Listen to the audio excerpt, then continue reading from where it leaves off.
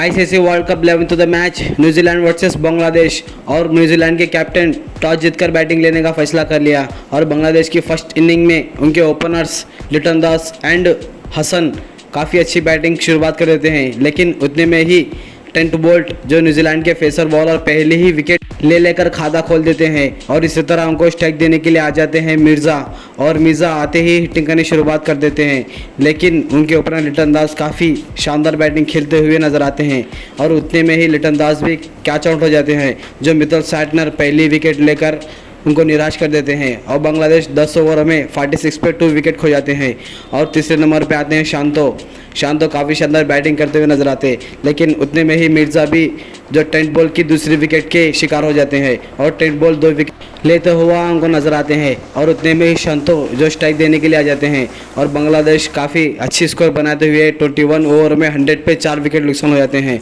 और उतने में ही जो यल फॉक्सन पहली ओवर में ही उनको विकेट मिल जाती है, जो शांतो 0 पे ही यल फॉक्सन की बॉलिंग में LBW हो जाते हैं। फिर भी उनको स्ट्राइक देने के लिए आ जाते हैं कैप्टन शकीबुल हसन, जो शकीबुल हसन काफ़ी अच्छी शुरुआत बैटिंग करते हुए नजर आते हैं, लेकिन उनको स्ट्राइक देते हुए शकीबुल हसन इंजर हो जाते हैं, जो 40 रन्स मारते हुए इंजर होकर शकीबुल हसन वापस चल जाते हैं। फिर भी उनके जो ओपनर्स मुस्तफिजुर रहीम 51 रन्स पूरे कर लेते हैं और इसी तरह रहीम 75 गेंदों में 66 रन मारते हुए नजर आते, लेकिन उतने में ही यल फॉक्सन उनकी विकेट जो यार्कर डालकर उनको बोल्ड कर देते हैं।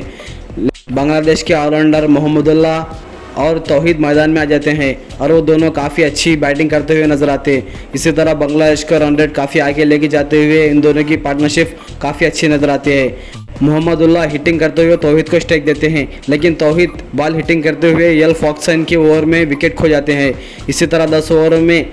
3 विकेट निकालने वाले यल फॉक्सन बांग्लादेश को 245 पे ही 9 विकेट्स ले लेते हैं